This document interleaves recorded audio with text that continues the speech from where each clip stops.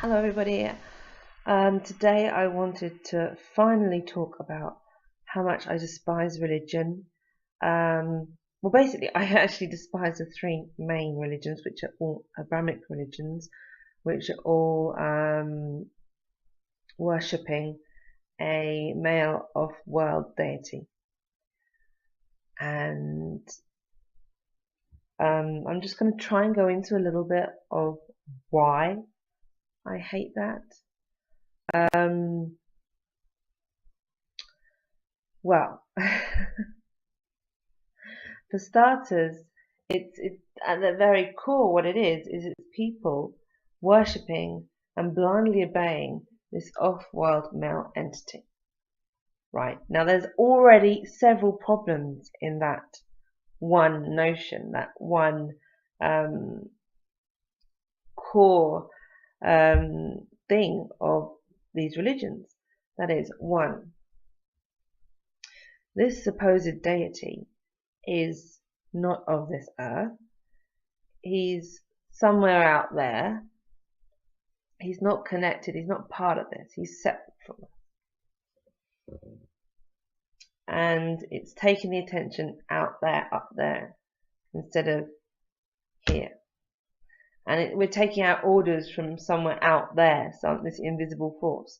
Which, even if it were true that it were this entity that were giving us these holy texts and these commandments and all the rest of it, and that the man's interpretation of them was correct, even if that were the case, I don't think that it should be some sort of alien God that should be dictating our morality. I think our morality should come from within, and I think it does. I think we do have innate morality, and that's been warped through the system, which has been heavily influenced and based upon these religions. The fact that it's a male deity as well.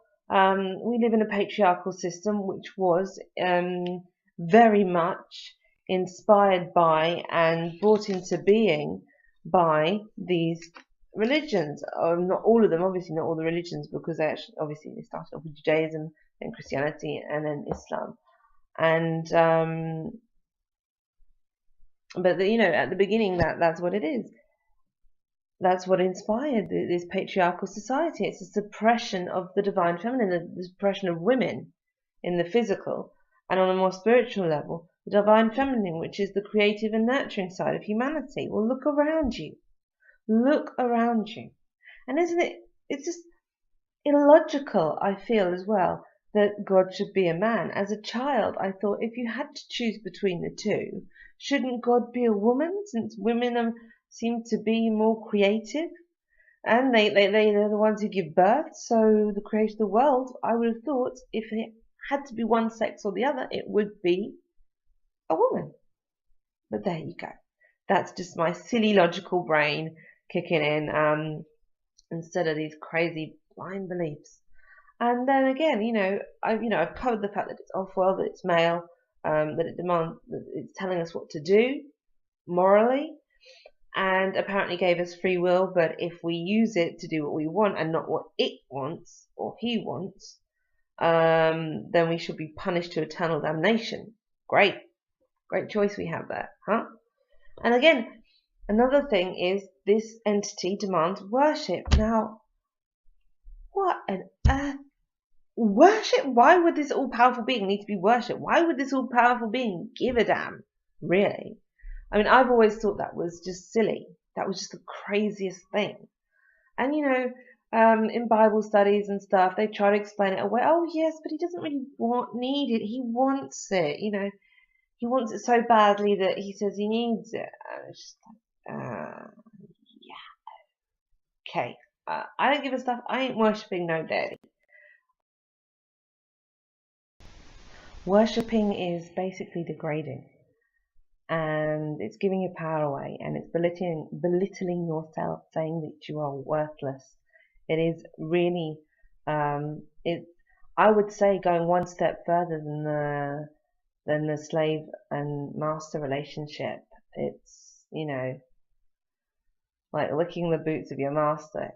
It really is. But that brings me to the next point that I detest, absolutely detest and despise about this religion, which is really a big thing, I think, is again a big thing in the way society is today. It's had such an impact, and that is the Redeemer complex, which basically says that humans are born sinful, they are imperfect, and um, they're not good enough, basically, and they are the human nature is bad, and that we need redemption, and we can get that, and one way of getting that is through suffering. And so you almost get brownie points if you suffer, whether you choose to or not.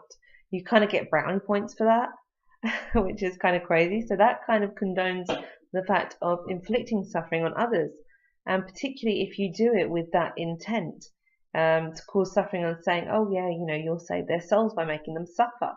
That is so medieval.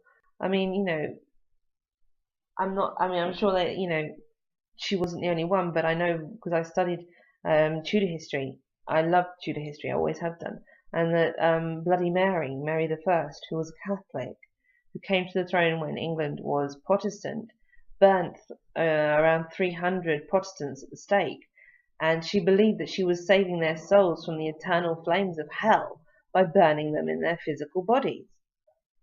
And so, there you have a prime example of suffering as penitence and inflicting suffering as being justified by that. And in fact, it has to be said that religion has caused more harm than good. Good people do not need religion to behave in a moral and good way towards their fellow man or towards creation. But a lot of bad people use religion as an excuse to do horrible things, and basically that's one of the main things that I have against religion, in fact. And this creates as well a victim perpetrator cycle.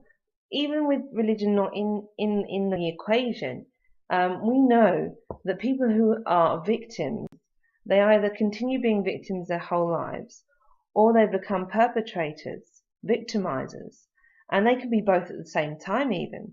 And well, you don't even have to imagine what a mess that would get people into, because just look around you, look at the state of the world.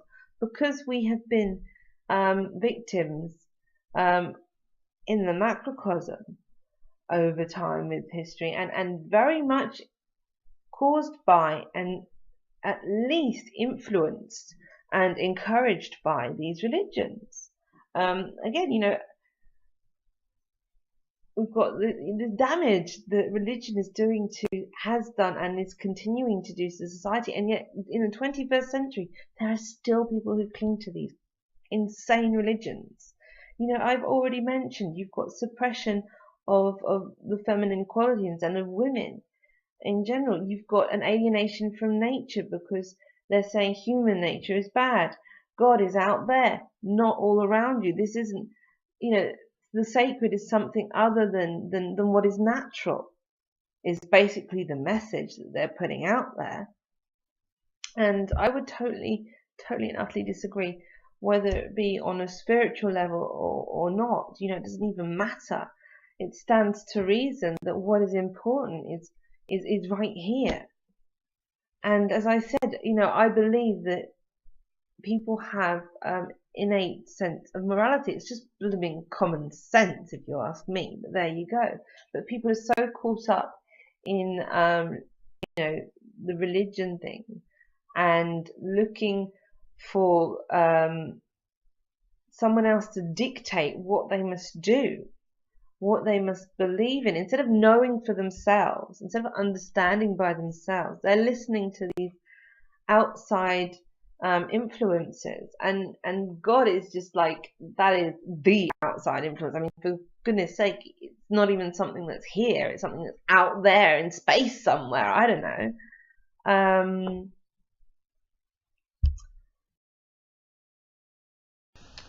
Another complex, apart from the Redeemer complex, that is caused by religion is the Savior complex. Again, it's based on the fact that humans aren't good enough. They can't do things by themselves. Like they need an exterior source for morality, for redemption, because they're sinful. They're just absolutely hopeless, aren't they, humans? And they also need somebody to save them. And so they're all waiting for somebody to save them from their own mess, whether it be the Messiah or that's basically the one for religions that I'm talking about. But also you've got the New Agers, and you think that ETs or ascended masters or I don't know what are going to come and save them. And even things like the last thing I know of, I know there's been some similar stuff since, but the One People's Public Trust, Opt, everybody thought that was a saving thing that was going to save them. This One People's Public Trust was going to save them.